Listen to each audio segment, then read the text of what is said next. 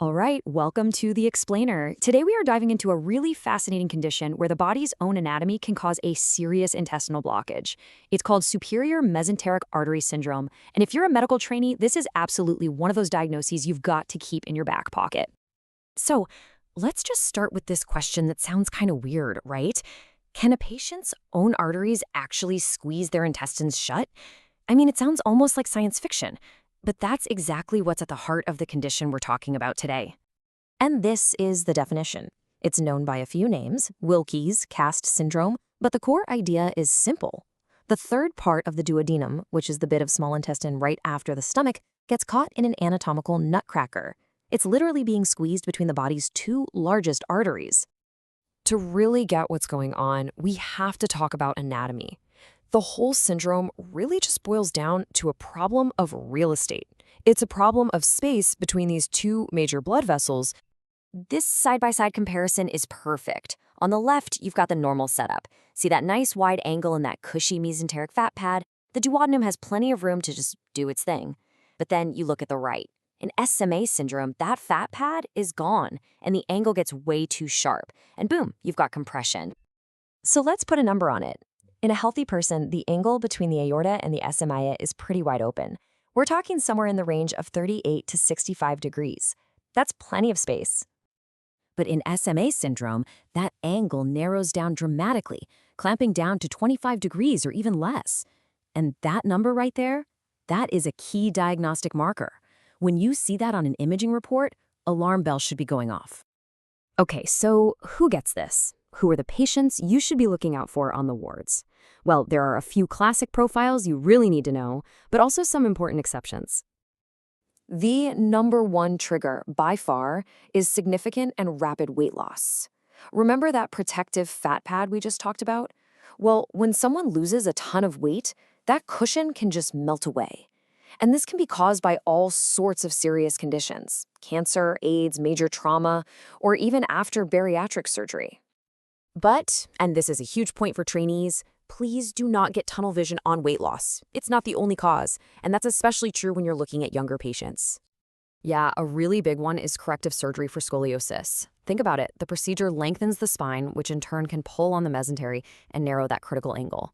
This specific situation is often called Castle syndrome, a classic board question, by the way, so definitely keep an eye out for it on your pediatric rotations. Okay, so let's say you have a patient and you're thinking, could this be SMA syndrome?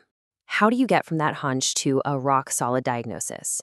It's a pretty clear path, but it all starts with just having a high index of suspicion. So clinically, what's the patient going to tell you? They'll say things like, every time I eat, I get this awful pain, or that they feel full after just a couple of bites. They'll have nausea and they'll be throwing up this nasty greenish-yellow bile. And here's a cool clinical pearl. Sometimes their symptoms actually get better if they lie on their stomach or curl up in a knee-to-chest position, because that can physically open up that space a little bit. So here's the game plan. It starts with you, the clinician, suspecting it in an at-risk patient. You might start with a plain X-ray. Then you'll move to an upper GI series where you'll be looking for that contrast dye to just stop cold at the duodenum. But the gold standard, the thing that will give you the definitive answer, is a CT or MR arteriogram to get those precise measurements. And when you get that scan back, this is your checklist. You're looking for that super sharp angle, 25 degrees or less. The distance between the arteries will be tiny, 8 millimeters or less. You'll see the duodenal obstruction with that classic abrupt cutoff, and you'll see the part of the intestine before the blockage working like crazy, trying to push things through, but it's getting nowhere. Okay, you've confirmed the diagnosis. Now what? How do we treat it? Well, it's a two-pronged approach. You always start with conservative management before you even think about escalating to surgery. So the first-line therapy is all about building that patient back up. You want to decompress their stomach, usually with an NG tube, fix their electrolytes, and, this is the most important part, give them nutrition. The whole goal is to rebuild that mesenteric fat pad. So you'll often see a feeding tube placed past the obstruction to deliver calories right where they need to go. However, there is a catch. As this quote from the source material points out, if you have an adult patient who has had these symptoms for a really long time, just giving them nutritional support might not be enough to fix the problem. And that's what leads us to our next step. So if a patient just isn't getting better after a good trial of nutritional therapy, then it's time to call the surgeons. Surgery becomes the definitive treatment to relieve that obstruction for good. And there are a few surgical options. Strong's procedure basically tries to physically move the duodenum out of the way, but it has a pretty high failure rate. A gastrojejunostomy bypasses the stomach, but it actually leaves the obstructed duodenum in place, which can cause other problems down the line. That's why most of the time, the go-to operation is the duodenojejunostomy. It creates a neat little bypass right around the compression, and it generally gives the best long-term results. All right, let's boil all this down.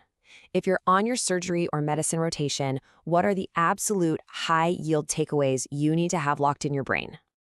If you remember nothing else, remember these 4 things. 1, it's an anatomy problem, a plumbing problem.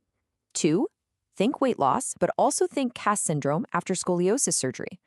3, diagnosis is all about the angles on the CT scan. Less than 25 degrees is your magic number. And 4, always try nutrition first. Surgery is plan B. And I'll leave you with a final thought, which is actually a bit of a medical mystery. Even after a perfect surgery that totally fixes the blockage, some patients continue to have symptoms. And that raises a really interesting question. Is this syndrome purely a mechanical plumbing issue, or is there something else going on?